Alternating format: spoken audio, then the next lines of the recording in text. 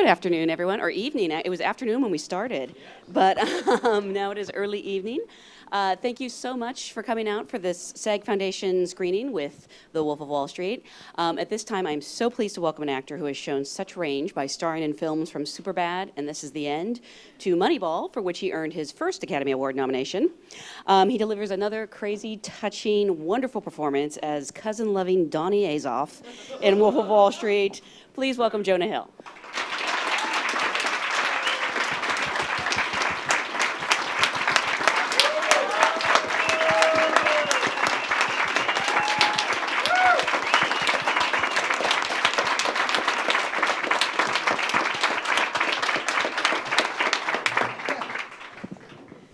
Hi, guys. Thank you very much. That was a really warm, amazing reception. Thank you. Just a room full of actors judging you, nothing to get nervous about. Yeah. Thank you so much for being here. Congratulations on a fantastic film, a terrific performance. Thank you. Thank you guys for coming here and staying and sticking around after a 3-hour movie. So I understand. But it So really appreciate it. It doesn't feel like 3 hours. I mean, it is a non-stop ride. I'm curious, how big was the script when you got it? It was long, as you could imagine, but the same way it feels to watch it was the same way it felt to read it, where it didn't feel, you're like, oh, it's over? You know, it went so fast. There's so much, and it happened so quickly, and it all actually happened, and that's what, you know, your jaw kind of drops, because if, you know, as an actor, as you guys know, if you were going to do something and the things actually took place and they're that insane, you can't help but think, wow, there's that much more interest in it, because it's not made up, you know? I feel like you can't make this stuff up. If you could, it would just be a giant, ridiculous cartoon. You know what I mean? It would be if it didn't happen, you would never believe it in a film. Absolutely. Yeah. So I'm curious, how did Terrence Winter's script come to you, or were you aware of this project before there even was an official script? Well, I was aware of the book, The Wolf of Wall Street, that Jordan Belfort wrote, and right after Moneyball had come out, and I sat right in front of Martin Scorsese at the Academy Awards, and I was terrified. You were in front of him? I was sitting directly in front of him, and not not placed by order of importance. It was probably, you know, and I was terrified. He was right behind me, and I just said, like, hello, like, that was it. I didn't even want to, he's my favorite filmmaker of all time, my favorite artist of all time, of any form, and I got a call about a month later that he was interested in meeting with me about this film, and that I wasn't going to get the part, but, you know, that there's so many better actors that want the job, and I was just so excited I was going to get the opportunity to sit in a room with him and even converse, you know, and I asked if I could audition for him as opposed to meet with him, because instead of just saying, hey, I should play this part, you know, it's like you're telling the greatest director of all time, like, hey, I should play this part, really, you know. Of course, anyone would want to play this part, but I said, let me show you what I would do if I was given this opportunity, and it was, I'm really glad I did that, you know. It's always better to show something as opposed to talking about it, you know. Well, first of all, he must have been really impressed with the back of your head. That's what, yeah. He goes, oh, you sat there and you didn't move, and it was really impressive.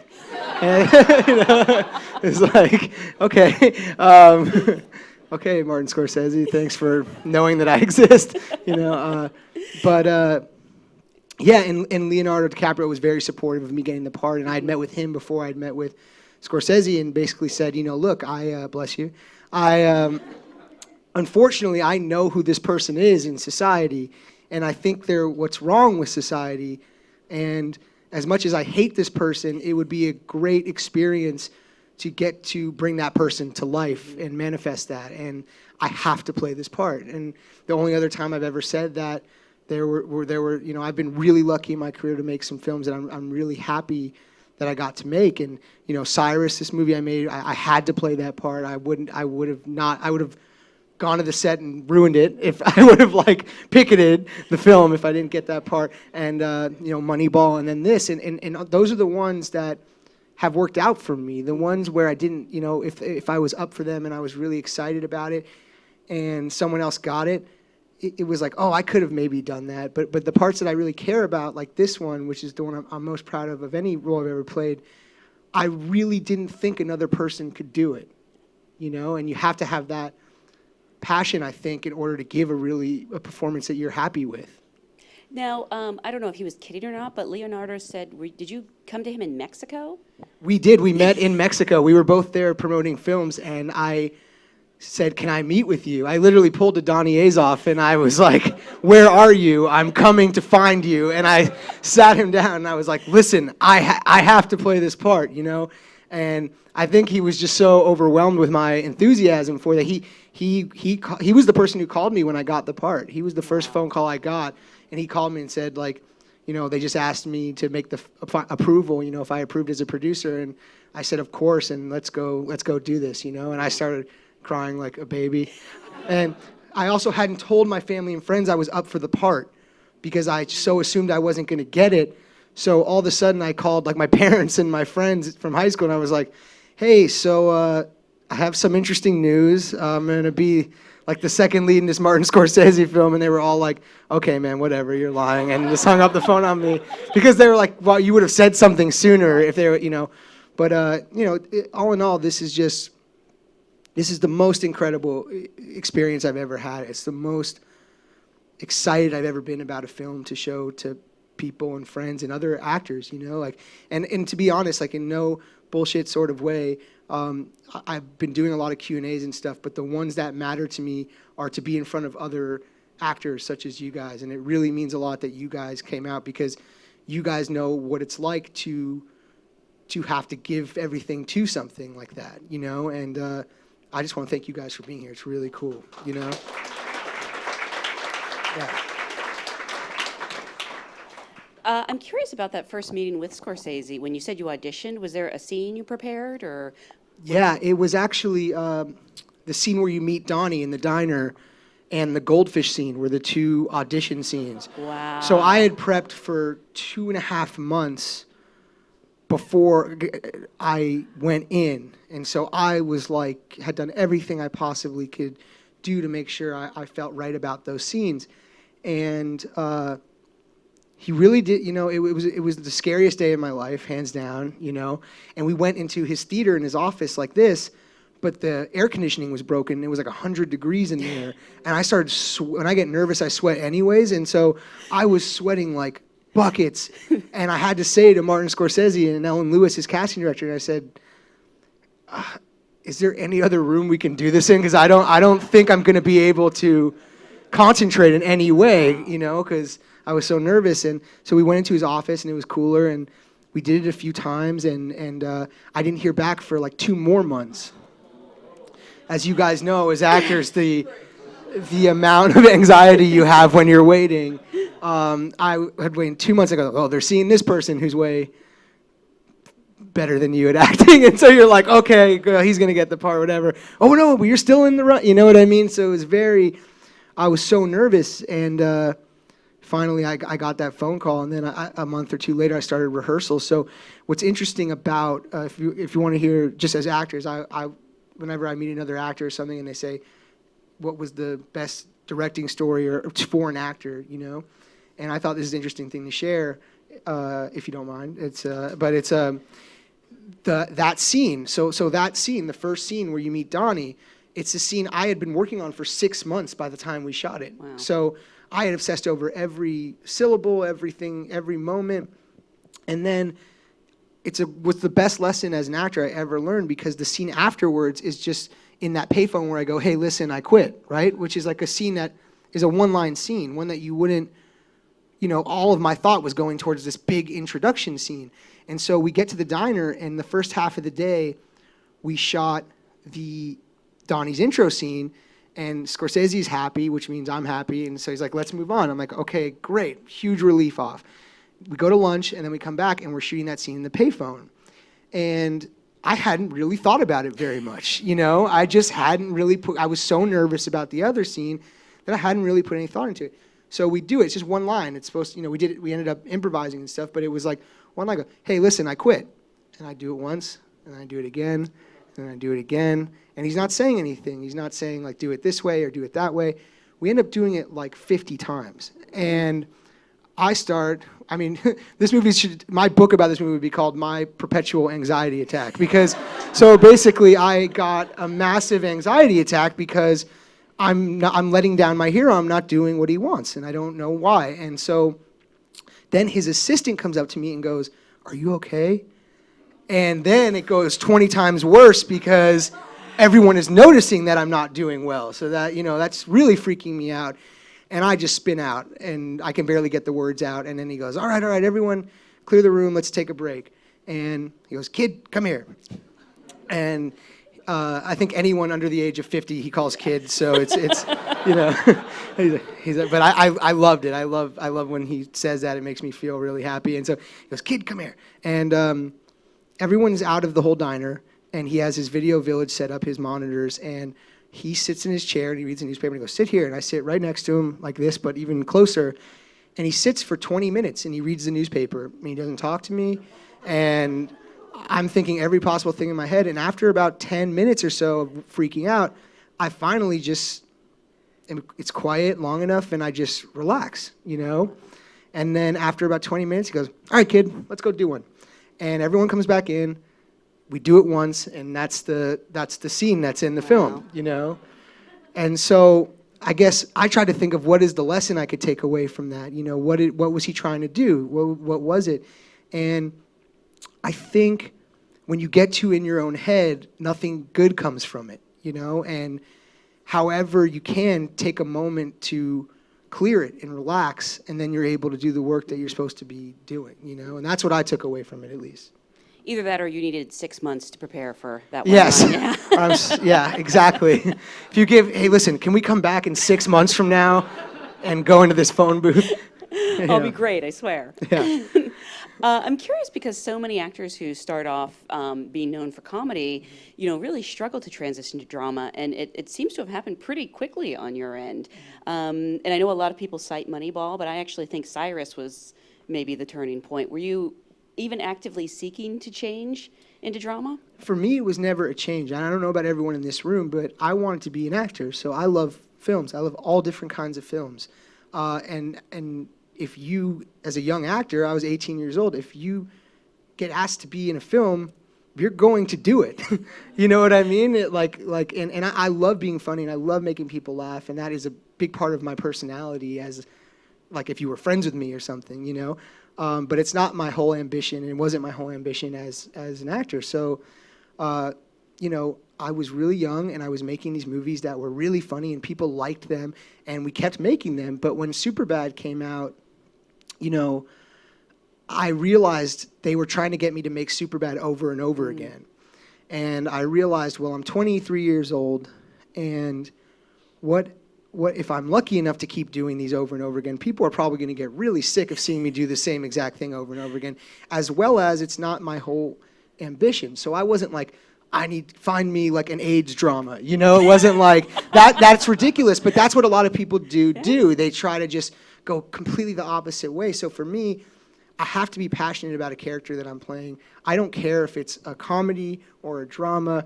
I really need to challenge myself to feel as if I'm bringing everything I can to something. So after Superbad, I didn't do a movie until Cyrus came along, because I didn't want to do another big movie or something that would be the same, repeating myself. And I love this film. It was a small film, and I got to act with John C. Reilly and Marissa Tomei, who are two of my favorite actors. And then because of Cyrus, I got Moneyball, and then because of Moneyball, I got Wolf of Wall Street. So to me, it's never like, I need to do this to prove this to this, It's like, I love acting, and I love movies, and I will do whatever I'm feeling emotionally to express that as an actor. And that's like the only place my choices come from in any way. One of my... Is this boring as hell? I'm sorry. Yes. I just like... They've stayed for boring, 3 boring, hours. you guys, They're clearly yeah. not bored. Well, it's an awkward room to get up and leave, though. You know what I mean? Like, it's very noticeable if one person gets up and leaves. It's going to be a hard... Anyone? This is your moment. Just okay. That doesn't stop people, yeah. One of my favorite moments ever on Saturday Night Live was when you hosted and you were your whole monologue was about how you were an Academy Award nominee now, Right. And your glasses were getting smaller as your scarves got bigger. Yeah, my ascots got bigger and my glasses got smaller. And being able to have a sense of humor about it, but did your life change after being an Academy Award nominee? The only thing it changed was it brought upon something like Wolf of Wall Street, you know, and it's, look, of course it's so cool to get anyone saying you did a good job or whatever it is by saying you're up for this award or that or whatever, but the truth is it brought me to my hero, you know, and that's all it changed, and that's why I'm lucky because of that. So I'll never, you know, I'm proud to have been nominated for awards and stuff, but truthfully, the gain I got was getting to be in the same room as my hero, you know, and like, this is it for me, you guys. Like, you don't understand. Like, this is what I wanted my whole entire life, you know? So to even sit up here and talk about the film is like very emotional for me. It's very exciting for me, but it's you know, it wasn't a life-changing thing like all of a sudden I was like, ooh, look at me, you know? It was just that maybe someone like Martin Scorsese who wouldn't have ever seen any of my movies took notice in some way, you know? And not just gave you a role in the movie, but gave you what are the notoriously awesome sidekick roles. Obviously, like you're the Joe Pesci of this movie. I mean, Goodfellas is my favorite film, and it's my favorite film of all time. And Joe Pesci's performance in that, I think, is the strongest in that film. And I think what it does is it balances darkness, intensity, and humor all at the same time. And to me, if I can combine everything in one thing, that's what I'd like to do the rest of my life, you know? And with Don, I mean, really, if you read that script and you had your choice of any roles, isn't Donnie the one you would gravitate towards, even if he's not the lead? Me personally, Yeah. yes, you know, but I'd also play Fredo if given the chance to play anyone in The Godfather, you know? So to me, I like doing character work. I really love that. I love the idea that you know, when I watched this movie, I only saw it a week ago today. You were there, and I was looking at the back of your head. You were, yes. Yeah. Hopefully you direct a movie and Great you cast work. me now. But, you know, this was the only film I've ever been in where, it took me up until a couple days ago to really process and enjoy the movie because I've played flawed people before, but I always left the theater thinking they had a good heart. And this was the only time I left the theater and I was like, this is not a good person, you know? And it's pretty crazy to watch, you know? But Donnie he's fucked up. He's totally fucked up. And then I do feel like humanity from him, but maybe that's just me. Well, I can think, fix him. well, yeah. Well, that's a kind outlook on life, you know? But the thing about it was I tried to find that desperately. I think anytime any one of us are doing any scene, playing any person, you want to try and find something you like or love about them. And I tried really, really hard for a long time. And Jordan Belfort, the real Jordan Belfort, Leonardo and I would have dinner with him all the time, and he was an open book to us about these characters. And the thing that unlocked him for me was 2 nights before shooting, I asked Jordan, I said, do you feel bad about what you did to these people? Like, do you feel bad about taking their money? Do you feel bad about ruining their lives in some aspects? And he goes, at the time, I sort of blocked it out. And if I could get rich again without hurting anybody, I of course would. He's like, Jonah, your character liked the fact that he was hurting people. Wow. And that was intense for me, and that helped me understand what I was about to go do, you know? Okay, no, I can't save him. Yeah, he's fucked up. I mean, honestly, I'd love to put it any other way, but he's entertaining. And that's what I think, like, about Goodfellas or any Scorsese film, really, people doing terrible things, he makes palatable to watch. And in some way, you don't want them in this movie to get taken down at the end. And that's crazy. I mean, that's so crazy. Yeah. I mean, Kyle Chandler's kind of the villain. Yeah, exactly. And he's the only decent person in the entire film. And Leo's first wife. Yes. You know, like those are the only good people in the film, you know. I'm curious now, you were not able to meet the real Donnie. No, Donnie's an amalgamation of a few different people. You're good at playing amalgamations. I love it. Whenever I play someone, the person immediately takes their name off of the project. No, but you know what? That is kind of freeing in some ways because, look, however I feel about the real people, the real people I've played have all had a wife and kids. And I think about if someone was making a movie about my dad growing up and they'd be responsible for how I get treated or anything like that going further in my life. So to change a name frees you up to use what you want and also discard what you want and not feel the pressure that their family has to deal with your portrayal of that person. Mm-hmm. So how did you guys come up with Donnie's appearance? I mean, was that based on someone or was it just one of the characters had the big, huge teeth. Wow. And the teeth were crazy. I have them in my safe. It's the one souvenir I have. I have Donnie's teeth in my safe. They're like chiclets. Yes, and I couldn't talk without a horrible lisp when I put them in. So I had to spend a month and a half wearing them all day. And I would call Best Buy all the time and just talk to people at Best Buy about computers and stuff because I needed someone who, and I would use the accent and work on the accents. I was like, I needed someone who would talk to me in character. And like my friends wouldn't do it because like they have lives and they're not going to help me. And so I would just call up different businesses. And for some reason I called Best Buy a lot. They stay on the phone for quite a while. And I spoke to them for hours every day to get rid of my lisp and use the accent and stuff. Wow. Yeah. That's an amazing endorsement for Best Buy. Yeah, so shop at Best Buy because they have patient sales people and service people, you know. If you could have met, well, I guess there wasn't. I hope someone from Best Buy watches the film too, and yes. is like, holy shit, you know, like I've talked to that guy a lot on the phone. What would you? That was Jonah Hill. Would you ask them for advice? What would you talk about? I would talk about computers and big screens and stuff. I just would look online and ask about each product and ask a bunch of questions. And I had this thick Long Island accent that I was also working out also. And then the voice is interesting, though. It's interesting stories because during the 2 months of rehearsals, I had done the Long Island accent, but I didn't do the voice, which was like, you know, like this gravelly, bizarre voice. And I hadn't ran that by Scorsese or Leo or anyone during the rehearsals. And the night before, I was like, fuck, I just have this gut feeling like I want to do this voice and it'll make it more special and more true to who I think this guy is. But I hadn't asked anybody or anything. And so the first day of shooting, Spike Jonze was in the scene as well. He's acted in the film, and he's one of my favorite directors. So we were in the makeup trailer, and I was like nervous because I didn't want to just do it, you know, without showing anybody. I said, Spike, can you listen to something real quick and tell me what you think of it? And I started doing it, and he was just like, oh, that's great. Definitely do that. And so the first take, I just did it, and Scorsese never said anything. He wasn't like, oh, that's a cool thing, like, keep going. He just didn't say anything, so I didn't say anything, and I just kept doing it. I figured he'd tell me to stop if he didn't like it. And then about 4 or 5 months in, he was like, one take, he was like, that's a little gravelly, like, you know. Wow. Just that one take, and I was like, okay. Like, I didn't want to rock the boat because I didn't ask his permission. But looking back, that was pretty ballsy, and I don't know if I'd do it again, you know. But I'm glad I did now that I watch it. Yeah. There's 2 specific scenes I want to talk about. You mentioned the goldfish scene. Was that a real goldfish?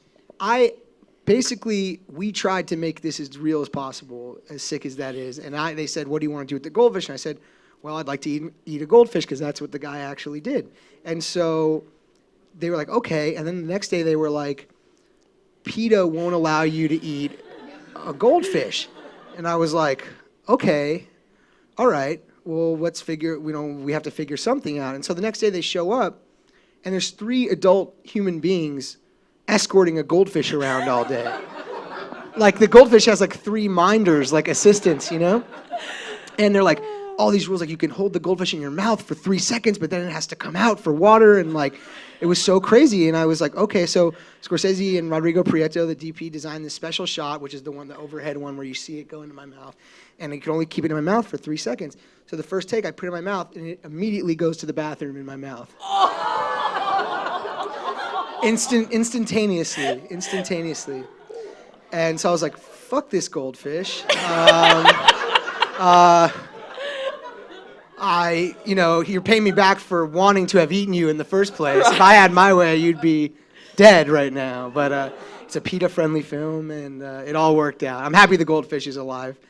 I talked to him. He has, he lives in Maine, and he's settled down, has a wife and kids now.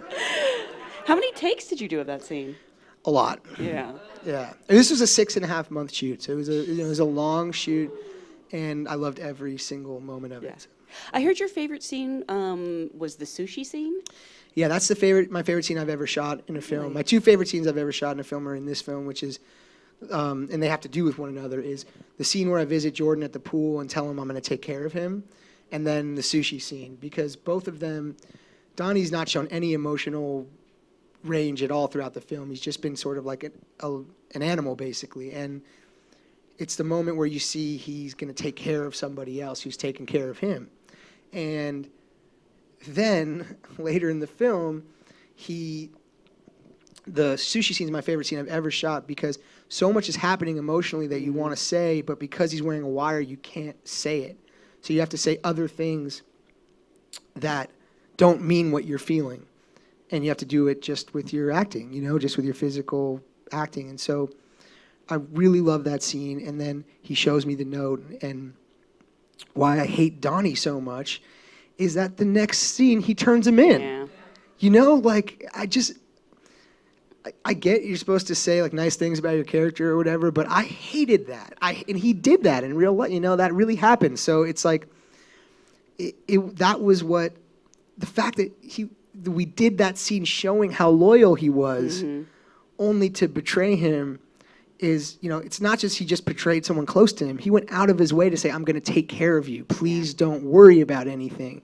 And that makes it so much more harsh to me, Did I hear right that you guys got sick from eating all the sushi? Well, I didn't. Basically, Leonardo DiCaprio, anytime there's a physical scene, as you can see in the lewd fight or any other scene, I get punched in the face. I got punched in the face for real. In the gay butler scene, he slapped me in the ear as hard as he could, which Marty cut out. Basically, Leo plays really rough, and he's way bigger than I am, so I couldn't physically retaliate. So I was like, I got to get him back. And in the sushi scene, the line was written as, are you going to eat that last piece of yellowtail? And then I eat it. And in the first take, I was like, oh, here's my moment. And he goes, are you going to eat that last piece of yellowtail? And I go, no, you take it. So he had to eat the yellowtail. Now, we do that scene probably 100 times over the course of the night. And he's had to eat 100 pieces of yellowtail. And by the end of the night, he's on the floor throwing up into a waste bin. And everyone is so concerned, like, oh my gosh, Leo, are you okay? Are you okay? The only two people hysterical laughing on the floor are me and Martin Scorsese, because we have the same sick sense of humor. But I was basically like, that's what you get for beating me. I mean, the smoking crack scene when he goes, let's run like lions and tigers and bears, and he smacks my back. I get phantom pains when I think of him smacking my back, because over and over again, he would slap my back the hardest I've ever been slapped in my entire life. But I love the guy, and I think this is his best performance he's ever had in a movie. Fantastic. So. You brought up the other scene I was going to mention, which is, of course, the lemon scene. Pretty crazy scene. Amazing, spectacular physical work and acting. I'm hoping it was acting. Well, as they said, they don't exist, so it's not even possible for us to have gotten them. Of course. How long did it take to shoot that scene? How many days? And was it fun? It was the most physically exhausting thing I've ever done in my life. It was a week and a half just in the kitchen when we're fighting. And the thing about the lewds is we had a drug advisor, a drug counselor, because both Leo and I had never taken a Quaalude before, but we needed to understand what the effects were, how you would physically move your body if you were on them. And she said, like, your finger would weigh like 10 pounds. So basically I thought of it as if there was like a little version of me inside of me having to lift my entire body around. So each movement was like moving dead weight around. And it was so tiring, because just to move your arm, imagine like limp your arm, and you have to like pretend like it weighs way more than it actually does. And again, he was beating the crap out of me the entire time. Like when he's pumping my chest and doing that, he's doing that for real. So it was crazy, but I have to say, out of anything I've ever shot, I've never seen a director, I've never seen Scorsese was so excited about that scene Yeah. that it gave us the strength to like have that energy every day because he was like, this is going to be special. This is going to, and he didn't say that very often. So it was really exciting and encouraging. It's amazing at the age of 70 or 71, he is still finding new things to do on film. Yeah. I mean, he's my hero. Yeah. Yeah. He has one funny story though. When I went to go meet with him before we started shooting, and he was designing the shots, and he had like photographs of the shots that they were going to be with his assistants as Leo and I or whatever. And he's like, kid, he's like, I've been working on this 3 weeks. I've never been so excited about a shot. I'm like, oh my gosh, I did it. My favorite shot I've ever done. And then today I realized I did it in Taxi Driver. He realized he had like ripped himself off. And he had like been obsessing and so excited about this shot for 3 weeks. It was so amazing to watch him, have to rethink it. Well, there's a lot of people ripping Scorsese off, so if anyone's going to rip him off, I'm glad it's him. He's entitled to rip himself off. Exactly. I want to take some questions from the audience, and I Sure. apologize in advance if I butcher anyone's name. Question from Mike Rad. I think I got that right. From Mr. Hill. You have worked with some really cool directors. Oh, well, what's one interesting thing you learned about working with Martin Scorsese? You've kind of addressed that, but if you want to open it up to talk about some of the other directors you've worked with. Well, I think Bennett Miller is one of my favorite directors I've ever worked with, who directed Moneyball, and the main thing he taught me was that at least in his opinion, he felt the words were completely insignificant, and that no matter what you're saying, you could be saying something ridiculous that has nothing to do with what you're talking about, but your acting shouldn't reflect the words that you're saying always, and was the biggest thing I took into like that sushi scene or something like that, where the words weren't reflecting. But Bennett Miller is like one of the greatest artists I've ever been around. He's such a smart, bright, talented guy. Question from David Thornhill, right there. Wants to know, what's your ideal project and fantasy project you wish you could do? This is and was my Yeah. fantasy project. So I genuinely, this is it. Like I wrote Scorsese a note after the movie, like to say thank you. And Goodfellas is my favorite film. And at the end of Goodfellas, he goes into witness protection, and he goes, and I said, thank you for everything. This was the most amazing experience of my life. And the rest of my life is just egg noodles and ketchup.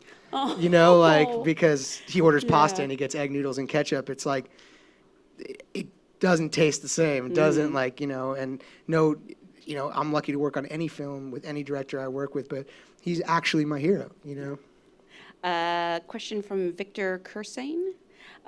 What would you have done if you weren't an actor? I'd probably be homeless. I'd probably work with kids. I really like kids. Oh. Yeah. Question, oh boy, from Katie Chon. Thank you. There we go. First of all, congratulations. Wants to know what's some of the best advice you can give an actor. Not stuff that is typical, something detailed and special. No pressure. And thank Basically, you. say the most profound thing you've ever said to And go. a room full of your peers. I would say be on a set as much as you can. That's an interesting thing they didn't teach you a lot in acting school. I thought that I learned through being on sets and watching different people as opposed to being in classes all the time, And so once you understand how these things are made and watch people fail and succeed and why certain takes work or certain choices work, I think you just learn from watching other people physically make something or physically make it yourself or grab an iPhone and make short films with your iPhone, It's just constantly making stuff and being around people making stuff was what I've learned the most from. And being on a set like this where you have, Rob Is that okay? Reiner. Yeah, was that Okay. detailed and special enough? Just be good at acting. No, I don't know. It's my only advice. You're getting to work with people like Rob Reiner and, I mentioned Kyle Chandler. Are you still learning things about acting? Yeah, of course. Of course. Every day. I can watch a movie that I did like 2 or 3 years ago and I'll go, oh, that was terrible. Like, why did I do that? Or why did I make that decision in that scene, And, you hopefully, my whole ambition as an actor is to always be the least talented actor in the room and try and just, watch people who are better than me and try and pick up things. I'm curious because you mentioned you just saw this movie for the first time a week ago, and I know right after they threw you up on stage to do a Q&A. Yeah. What was that experience? I mean, what was it better than you could have imagined? Was it about what you expected the film to be? Because you've worked on it all these months, and it's been quite a while. What was it like watching it for the first time? Honestly, you were there. I mean, I really couldn't speak that well after seeing it because it's very shocking, right? I mean, just as a film in itself, it's a very shocking film. It's very truthful to, I think, what's corrupt and wrong with a lot of parts of society.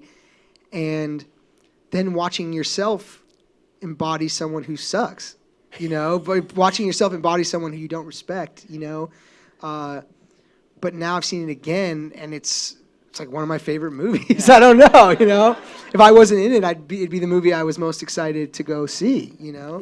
I'm just I can't say enough how just proud and happy I am to be a part of it, Well, we're so glad you were. It's such a fantastic movie. Thank you so much for being here today. Of course, thank you guys so for your much. time.